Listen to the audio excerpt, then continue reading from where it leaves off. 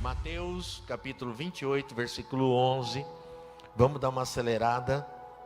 Hoje é domingo de Páscoa, né? Há 2022 anos atrás, nascia Jesus. Aí vamos fazer a conta agora. 33 anos depois, num domingo como esse,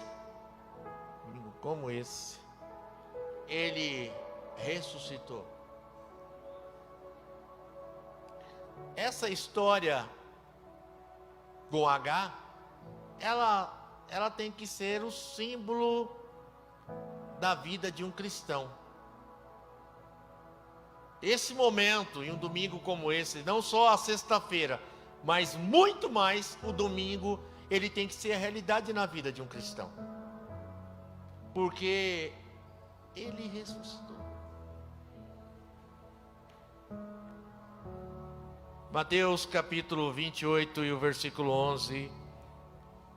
É domingo, e indo elas, eis que alguns dos guardas foram à cidade e contaram aos principais sacerdotes tudo o que sucedera. Reunindo-se eles em conselho com os anciãos, deram grande soma de dinheiro aos soldados, recomendando-lhes que dissessem: vieram aqui à noite os discípulos dele e roubaram enquanto dormia. Caso isso chegue ao conhecimento do governador, nós o persuadiremos e vos poremos em segurança. E eles, recebendo o dinheiro, fizeram como estavam instruídos. Esta versão divulgou-se entre os judeus até ao dia de hoje. Amém? Páscoa foi algo que Deus instruiu e instituiu desde a época quando o povo estava lá dentro do Egito, há mais de 400 anos, 430 anos, o povo está ali preso. E a Bíblia vai dizer que Deus marcou o dia da Páscoa como o momento da libertação, o momento da saída do povo. Páscoa significa saída, Páscoa significa libertação, Páscoa acena para um novo tempo, um tempo de liberdade. E nós sabemos muito bem que no Novo Testamento, esse simbolismo da Páscoa aponta para Jesus Cristo. A Bíblia vai dizer que Jesus foi numa sexta-feira ali, marcado, humilhado, chicoteado, crucificado e morto. E a Bíblia também vai dizer que Jesus escolheu um domingo como esse para a sua ressurreição. Não era à toa que foi escolhido essa data. Não é aleatório que Jesus vai ressuscitar no dia da Páscoa. Estava tudo preparado, porque esse é um símbolo, ele é o símbolo da Páscoa. Porque o povo, quando estava lá no Egito, a Bíblia vai dizer que eles vão pegar aquele cordeiro, e aí eles vão passar sangue nos umbrais da porta. E aonde o espírito da morte encontrava aquele sangue, aquela família, aquela casa estava protegida por causa do sangue do cordeiro que foi passado na porta. E agora Jesus vai morrer numa sexta-feira e no domingo ele vai ressuscitar. E o que me chama a atenção nessa passagem aqui de Mateus é que Jesus está ali, ele vai ressuscitar. Os sacerdotes, os romanos da época, com medo de que Jesus ele fosse roubado daquela cova, daquela tumba. A Bíblia vai dizer que eles vão colocar Jesus ali, e uma pedra grande será rolada na porta do sepulcro, e guardas estão ali de prontidão, os guardas romanos estão ali de prontidão, guardando aquele sepulcro, para que o corpo de Jesus não fosse tirado, não fosse roubado. Por quê? Porque eles tinham medo do quê? Jesus havia dito e falado que ele havia de ressurgir, que haveria a ressurreição. Então grande parte daqueles que estão ali sabiam dessa história. Mas a Bíblia vai dizer que mesmo com tudo aquilo, a ressurreição vai acontecer, porque nada pode impedir aquilo que Deus falou. Se Deus falou na minha e na tua vida, irmão, vai acontecer. Não há nada que possa impedir. A Bíblia vai dizer que aquelas mulheres, Maria Madalena e outras mulheres, elas vão no domingo como esse, na primeira manhã, na primeira hora do dia, elas vão até o sepulcro, elas estão levando ali os óleos, as especiarias. A intenção delas é o que? É ungir ao corpo de Jesus. Mas a Bíblia vai dizer que quando elas chegam naquele lugar, apenas resta ali um anjo. Esse anjo está sentado sobre a pedra, e ele vai dizer assim: olha, aquele a quem vocês procuram, ele não está mais aqui, ele ressuscitou. Jesus já havia ressuscitado. Agora, o que eu vejo aqui em Mateus capítulo 11 é algo tremendo. Por quê? Porque Jesus foi morto e sepultado na sexta-feira. Vai passar a sexta, o resto da sexta, vai passar o sábado, e a Bíblia vai dizer aqui que na primeira hora do dia, ou seja, o dia está clareando, são 6 horas da manhã do domingo, e a Bíblia vai dizer que antes que o dia clareasse, trovões, raios e relâmpagos vão aparecer no céu. A Bíblia vai dizer que os anjos vão descer, e quem está ali? Havia testemunha do que está acontecendo. Os soldados romanos, eles estão na porta, guardando o sepulcro.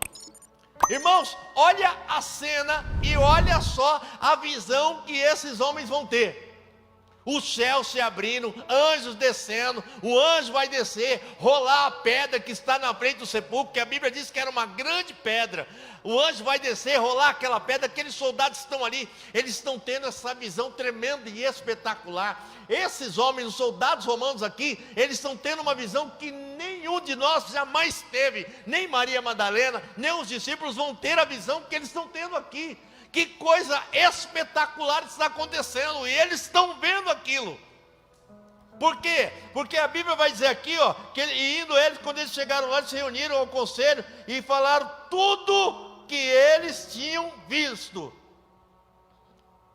tudo que aconteceu. Ou seja, eles viram tudo isso, eles tiveram essa visão, eles enxergaram tudo isso que aconteceu. Não tinha como, escute uma coisa, porque às vezes a gente cristão, eu e você, temos dificuldade. Às vezes eu falo assim, então, olhe para o irmão que está do teu lado, diga para ele ressuscitou. E às vezes a gente fala que ele ressuscitou assim, com uma moleza, com uma incerteza. Olhe para o irmão que está do teu lado e diga para ele, cutuca ele com o ombro aí e diga para ele ressuscitou. Ei, vem para mim, quem está comigo diga amém. Se tem alguém que podia dizer que Jesus ressuscitou, quem era? Os soldados romanos. Eles viram os anjos descendo, o céu se abrindo, a pedra sendo rolada, eles viram Jesus sair do túmulo. Eles viram tudo isso, eles viram algo que ninguém viu, só eles tiveram essa revelação, essa visão. Quantos de nós talvez daria tudo para ver isso? Mas eles tiveram essa oportunidade e esse privilégio de ver tudo isso. Nem os apóstolos, nem os discípulos tiveram, mas eles tiveram. E agora, eles vão narrar, eles vão dizer aos anciãos tudo isso que aconteceu. E eles tinham que narrar tudo e prestar atenção, porque assim, o soldado romano sabia que se ele falhasse na sua tarefa, eles teriam que pagar com a vida. Mas agora eles estavam incumbidos de guardar o corpo de Jesus, e o corpo de Jesus não está mais lá. E eles vão ter que chegar para os anciãos e dizer assim, tudo que aconteceu. Eles vão ter que narrar para o ancião: olha, o céu se abriu, os anjos desceram, e havia um anjo grande, e esse anjo grande, ele chegou, ele tocou na pedra, ele rolou a pedra, e você não sabe o que aconteceu. Sabe o que aconteceu? E daqui a pouco, quem veio? Jesus Cristo, o de Nazaré. Ele começou a sair de dentro, e ele saiu andando, e ele foi andando. Pensa os soldados romanos narrando tudo isso. Jesus está vivo. Eles tiveram que testemunhar e testificar que Jesus ressuscitou. Eles são testemunhas da ressurreição de Jesus. o que eu acho tremendo nessa passagem, é engraçado, porque os evangelhos narram essas passagens aqui da ressurreição de Jesus. Marcos, Lucas e João falam sobre isso. Só que só em Mateus que fala sobre esses soldados aqui. Essa passagem dos soldados só está em Mateus. Nos outros 3 evangelhos ela não está. Porque talvez aqui, os anciãos vão chegar e vão dizer assim: olha, é o seguinte, isso aí que vocês estão contando, isso aí não pode ser contado não. Ninguém pode saber que Jesus ressuscitou. Então, o que vocês vão contar? Vocês vão contar que à noite os judeus chegaram lá, os discípulos de Jesus chegaram lá e roubaram o corpo de Jesus. E eles foram pagos para isso e aceitaram esse dinheiro para falar isso. Presta atenção numa coisa. Eles foram testemunhas da história, tiveram o privilégio de ser testemunha de uma coisa que nem eu e nem você, e que daríamos muito para ser essa testemunha. Eles foram testemunhas. No entanto, aqui nesse momento, eles vão aceitar um suborno, uma moeda, um dinheiro, para não falar da verdade.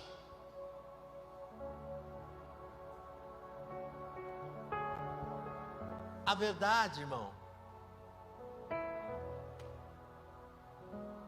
a verdade muitas vezes ela precisa encontrar guarida no seu coração, porque senão você vai ficar em dúvida. E tem muita gente que às vezes a gente levanta a mão. Se eu falar aqui, levanta a mão quem crê que Cristo ressuscitou. Isso é muito sério, é sobre ressurreição, é sobre Páscoa. E a gente vai levantar a mão que Cristo ressuscitou. Mas a gente muitas vezes é igual esses soldados aqui, pouca coisa, e a gente acaba se vendendo, trocando a verdade por qualquer outra coisa. Para eles aqui, eles vão falar: Jesus ressuscitou, e alguém vai chegar e vai dizer assim: não, olha, você vai levar vantagem para dizer que isso não é verdade, e eles vão aceitar, porque talvez para esses soldados naquela hora era só ocultar a verdade, talvez para eles era só uma pequena mentirinha, talvez para eles aqui era só mudar o contexto da verdade. Só que a Bíblia vai dizer, e você viu aqui, Mateus vai dizer que esse livro de Mateus foi escrito 30 anos depois da ressurreição de Jesus. E ele vai dizer: aquilo que eles contaram até hoje é tido como verdade no meio dos judeus. O que eu quero dizer para você? É isso. A gente muitas vezes sabe da verdade, mas a gente vive muitas vezes trocando a verdade, vendendo a verdade por qualquer coisa. Guarde a verdade da ressurreição no teu coração, porque é ela que te conduz para a eternidade. E não troque, não venda por nada que você acha que tem valor nesse mundo. A verdade da ressurreição e daquilo que te conduz para o céu é muito mais importante do que qualquer valor na história da sua vida. É muito mais importante. O que Deus está querendo dizer aqui para mim e para você, quando só Mateus colocou isso? Eu quero crer que Mateus, quando está sendo inspirado aqui pelo Espírito Santo, o Senhor vem e diz assim: coloca essa parte aí, coloca a parte dos soldados aí. Sabe por quê? Porque o que ele está querendo dizer aqui é o seguinte: até o inimigo vai ter que testificar. Ele pode até mentir, ele pode até não aceitar, mas ele vai saber que Jesus ressuscitou. Eles ficaram sabendo, ocultaram a verdade, mentiram, mas tem que saber. O diabo mente quando ele tenta colocar no seu coração que Jesus ressuscitou, que isso é uma falácia. E tem muito crente que ainda tem dificuldade de acreditar que ele ressuscitou. Mas o diabo sabe que isso é verdade, irmão. E você, eu e você, nós precisamos dessa certeza no coração. Não adianta você vir numa igreja como essa, estar num tempo como esse, se faltar essa certeza e essa confiança de que Ele ressuscitou. Jesus está vivo.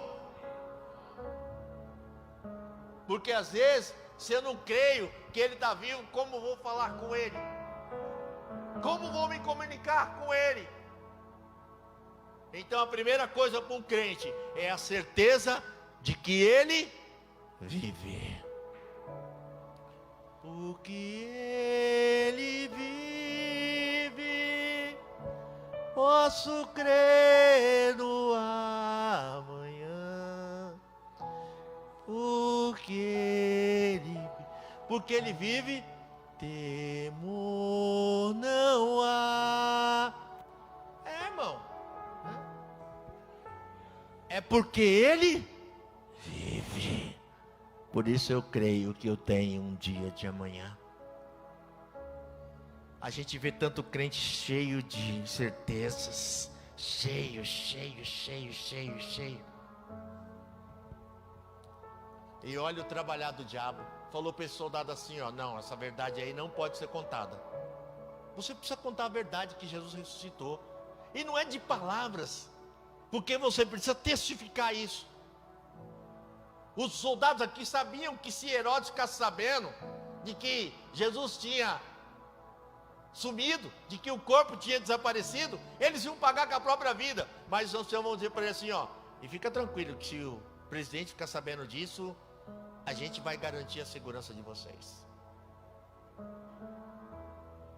Sabe o que o diabo faz muitas vezes com muito crente? Que ele é testemunha. Ele é testemunha de que Jesus vive.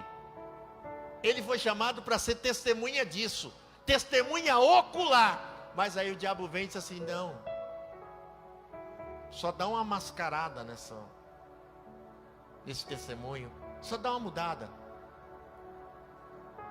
É só ocultar a verdade. E eu garanto a sua segurança. Sabe por que muitas vezes a gente não fala a verdade, a gente não vive a verdade? Sabe por que muitas vezes o nosso coração não transmite a verdade? Porque o diabo vem e diz assim, ó, está seguro. Mesmo que você não reconheça que ele vive, você está seguro. E a gente muitas vezes nessa segurança,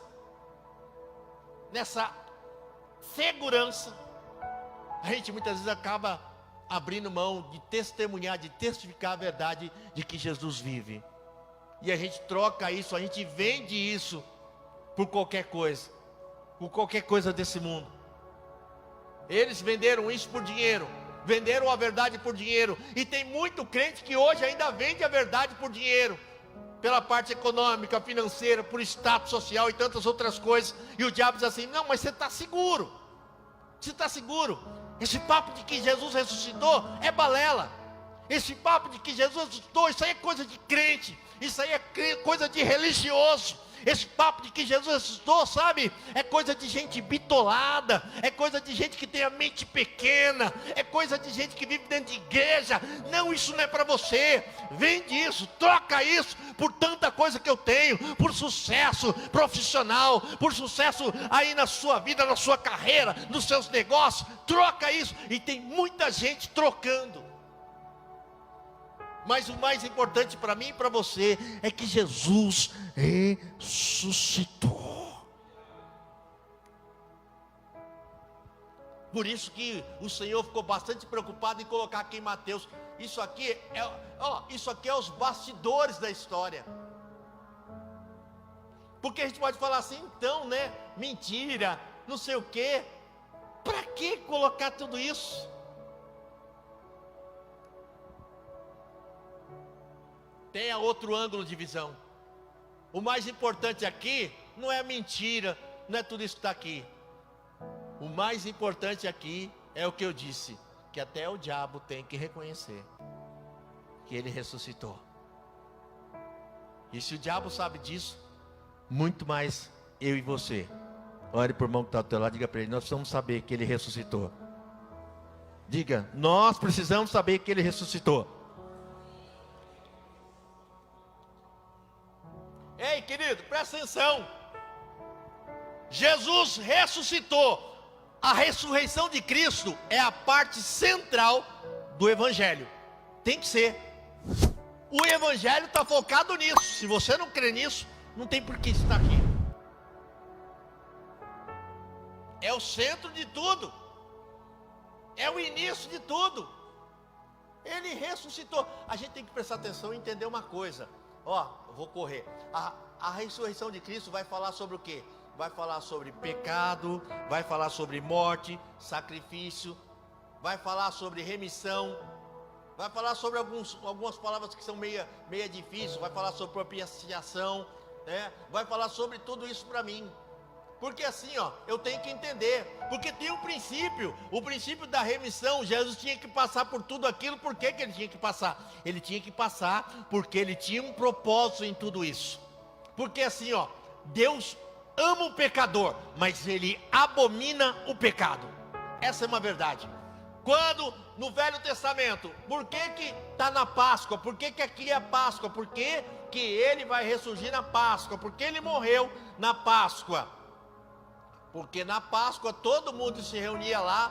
E o que acontecia? Levava-se um cordeiro sem mancha, sem mácula. Aquele cordeiro, ele ia para o sacrifício. E aquele sangue servia para quê? O sangue, ele não servia para perdoar os pecados. O sangue servia para quê? Para cobrir os pecados. Os pecados no Velho Testamento, eles eram cobertos. E para o pecador servia da mesma forma. Levíticos capítulo 5 fala sobre isso. Levíticos capítulo 5, versículo 18, fala sobre essas questões que estão aí.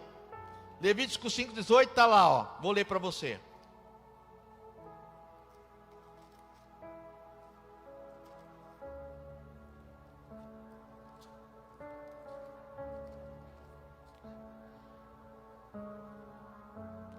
E do rebanho trarás ao sacerdote um carneiro sem defeito, conforme a tua avaliação, para oferta pela culpa. O sacerdote por ela fará expiação no tocante ao erro que por ignorância cometeu, e lhe será perdoado. O sangue perdoando. Apareceu aí? Então coloque agora Levíticos 4, vamos lá. Levíticos capítulo 4, versículo 20. Agora para o pecador. E fará esse novilho como fez ao novilho da oferta pelo pecado, assim lhe fará. E o sacerdote por ele fará expiação, e eles serão perdoados. Então o sangue servia para perdoar os pecados e também para perdoar o pecador. É para isso que o sangue serve. E aí, isso no Velho. Mas no Novo Testamento, quem está com a Bíblia aí vai acompanhando, que isso é bom, tá? Que às vezes a gente fica só no pastor e não sabe o que a Bíblia fala. Então vamos lá em Hebreus capítulo 9. Hebreus 9. Agora no Novo Testamento, isso aí é no Velho. No Novo, o que diz lá? Hebreus 9, coloca aí para mim Hebreus 9, 26, 27.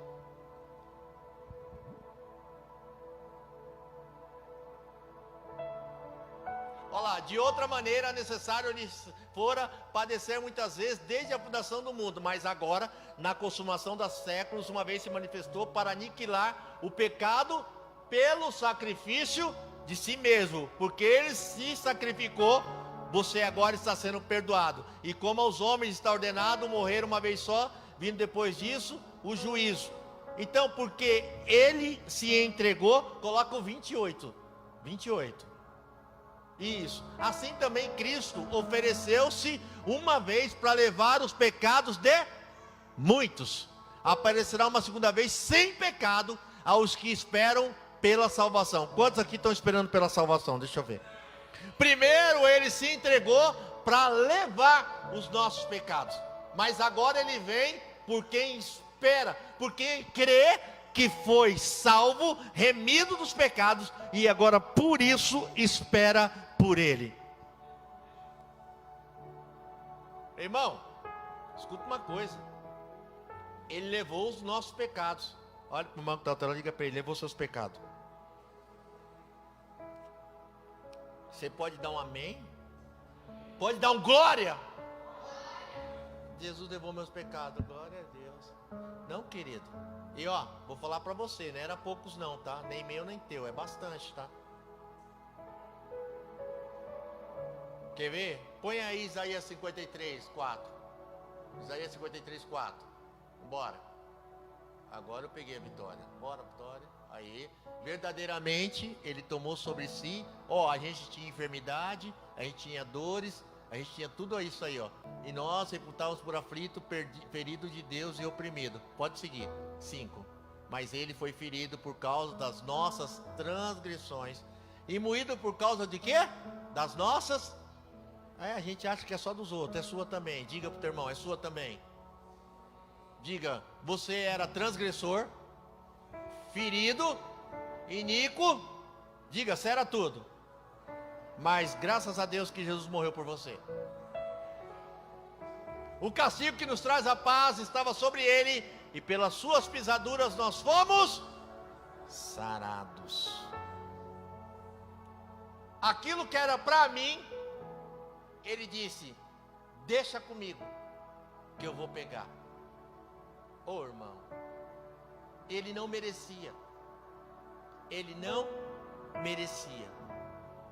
Mas ele resolveu morrer no meu e no seu lugar.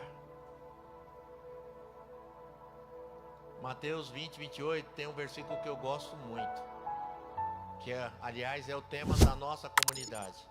Põe aí Mateus 20, 28 aí. Olha lá, ó. Ele, como filho do homem, não veio para ser servido, mas ele veio para servir e para dar a sua vida em resgate de muitos. Ele veio me resgatar, ele veio te resgatar. O salário do pecado é a morte. Mas Deus tem um dom gratuito para mim e para você, e ele veio para nos resgatar. A Páscoa tem que ser muito mais do que o coelho. O coelho não fez nada disso. Viu? O coelho nem sofreu. E coelho nem bota ovo. Agora ele veio para nos resgatar. Sabe de uma coisa? A gente era escravo.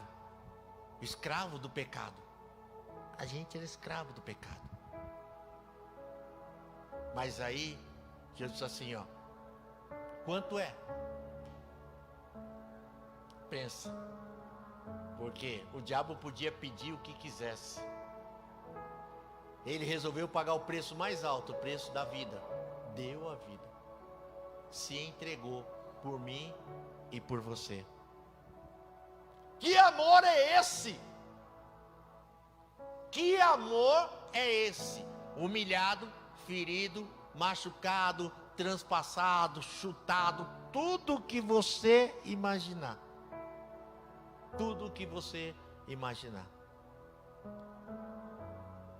Quando Jesus está lá na cruz, ele está lá na cruz. Mateus capítulo 27. Ele já está sexta-feira, perto das 15 horas. Jesus vai entregar, a Bíblia diz que ele vai entregar o Espírito dele às 15 horas em ponto. Perto das 15 horas, Jesus está lá. E aí ele vai falar aquela célebre, ó. Põe aí Mateus 27, ó. Confiou em Deus, livre agora que ama, é o 46. Não derruba eu, Vitória. Põe o 46, gata, aí. E perto da hora nona, exclamou Jesus em alta voz, dizendo, Eli, Eli, lama sabachthani. Deus meu, por que me desamparaste? Tem gente que pega essa passagem e diz, nossa, Jesus está abandonado na cruz. Não, ei, vem para mim, quem está comigo diga amém. Não, Jesus não está aqui abandonado, Deus não desamparou ele. O que está acontecendo? Vem cá, isso é sério, tá? Porque eu vejo um monte de crente que não... aleluia, glória. Irmão, isso não é historinha não, isso é Bíblia. Sabe o que está acontecendo aqui?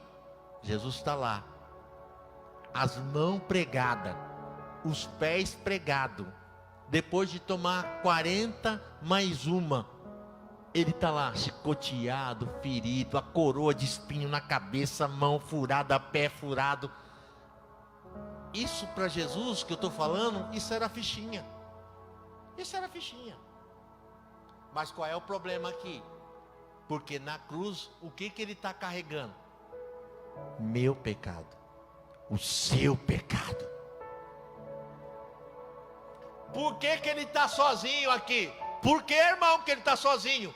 Porque ele está carregando os pecados.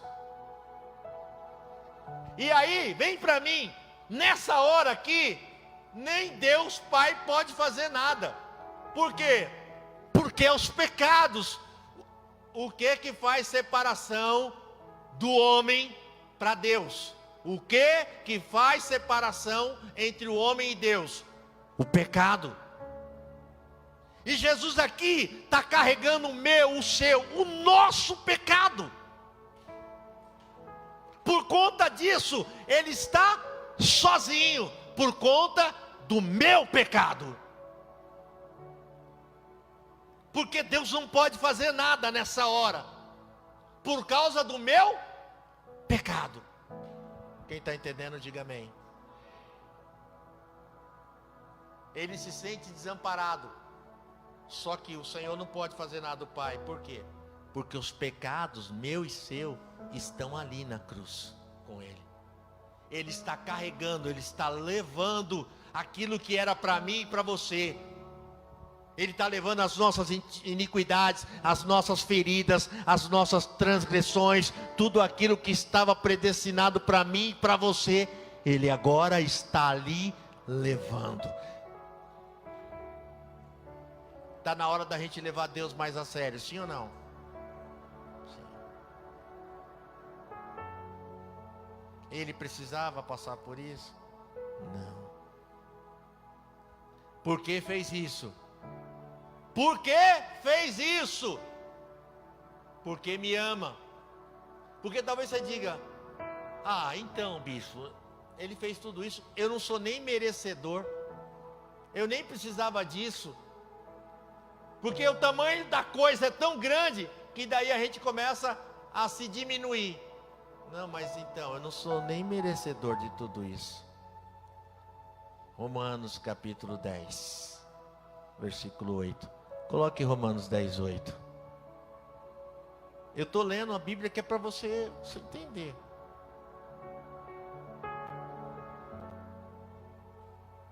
Olha lá, mas que diz: a palavra junto de ti na tua boca e no teu coração, essa é a palavra da fé que pregamos. Pode seguir. Nós vamos até o 13. A saber, se com a tua boca você confessar e com o teu coração você crer que Deus ressuscitou dentre os mortos, você está salvo. Cutuca o irmão que está do teu lado, diga para ele: até aí, irmão, você entendeu, sim ou não? Diga para ele: isso aqui é para explicar para você um negócio. Diga: não é por merecimento. Diga: é pela fé. A gente não merece não, irmão. A gente não merecia não. Nem eu e nem você. Nós não merecíamos. Mas Ele fez. E Ele fez e disse assim, ó: que todo aquele que com a sua boca confessar para salvação, segue o 11. Olha lá, ó. Porque a Escritura diz que todo aquele que nele crê não será confundido. Segue o 12. Porquanto não há diferença entre judeu e grego, porque um mesmo é o Senhor de todos, rico para com todos os que invocam. Ah, esse 13 eu adoro, porque todo aquele que invocar o nome do Senhor será salvo. Não é por merecimento, é pela fé. Basta que você tenha fé. Irmão, Jesus está vivo. Ele está vivo. Ele está vivo. Fique de pé.